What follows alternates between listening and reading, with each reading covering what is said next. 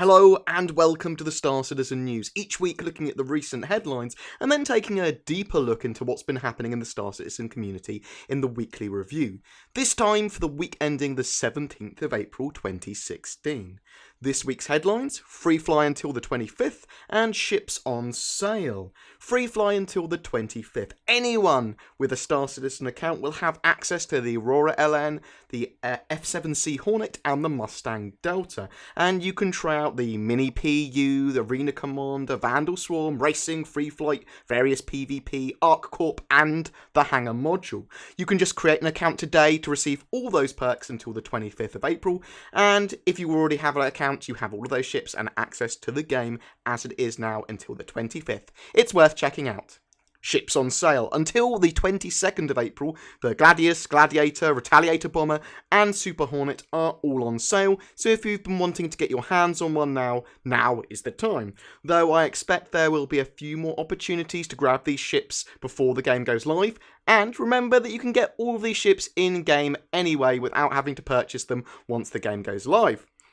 When that sale ends on Friday the 22nd, the MISC Prospector, the new small mining ship, will go on concept sale for $140. The ship should come with LTI and 2 pieces of hangar flare as well. It's being developed in the UK by Foundry 42 UK, and we should get a lot more detailed information about how it exactly works and its role in the economy and the mining hierarchy on Friday too. That's it for the headlines. Let's check out some of the shows that CIG have done in the weekly review, starting with 10 for the Chairman, episode 82, hosted by Chris Roberts. He answered a variety of different questions, including in regards to built-in star maps. Skyline will be a built-in star map on your Mobi-Glass that you can use in-game. Some ships might have dedicated holomap tables or rooms. These are all currently in development. Ship trials. You're going to potentially be able to try ships before you buy them in the PU. Remember, that's kind of what Arena Commander's for at the moment anyway, and be able to rent ships with rec. But they are considering allowing you to use like a sim Arena Commander style environment at the dealer before you purchased one, so that you could give it a quick test drive.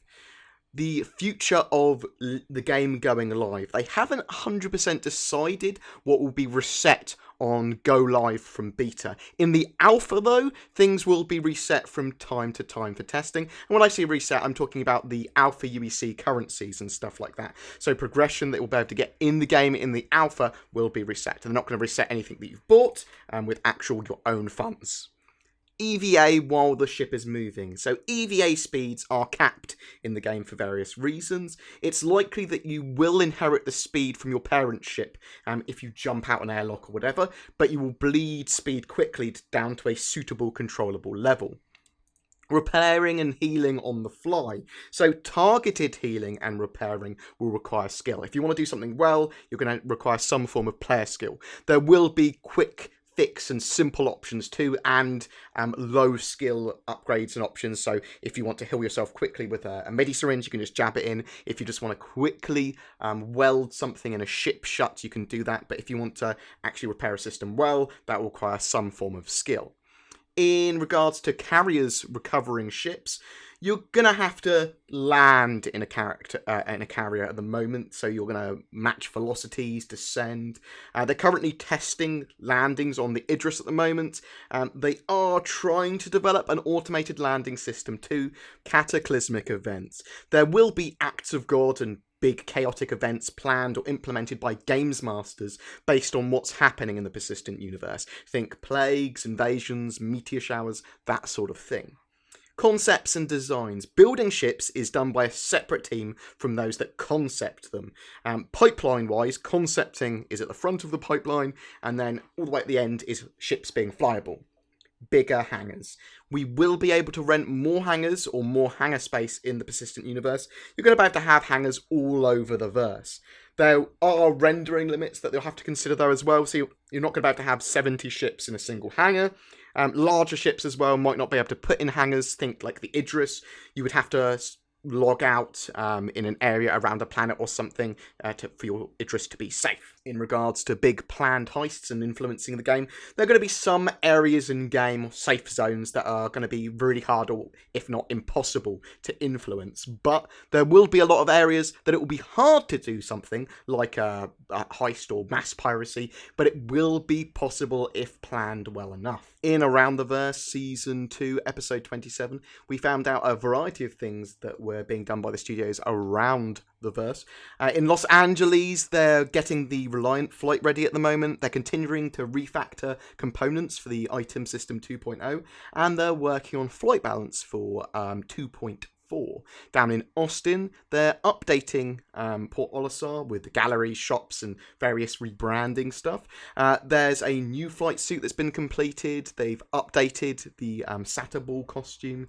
And there are various new items that are going to be for sale in Cubby Blast and Crusader, armors, spacesuits, and you're going to be able to switch between civilian and combat / space loadouts. You're going to need a suit, space suit of some sort, to survive airlocks and space. Down in Foundry 42 UK. The UK office didn't give us much to work with this week, but they've been working more on the Starfarer. I'd expect to get that flight ready.